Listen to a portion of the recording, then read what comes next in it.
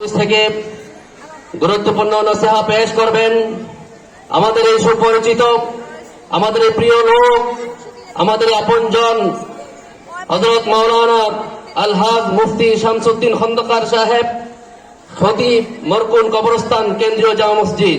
আমি হযরতকে মাহফিল কমিটির পক্ষ থেকে ওনার কোরআন এবং হাদিসের আলোচনা পেশ করার জন্য বিনীতভাবে অনুরোধ করছি।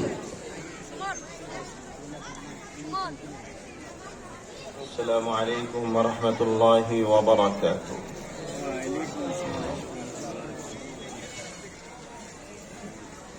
الحمد لله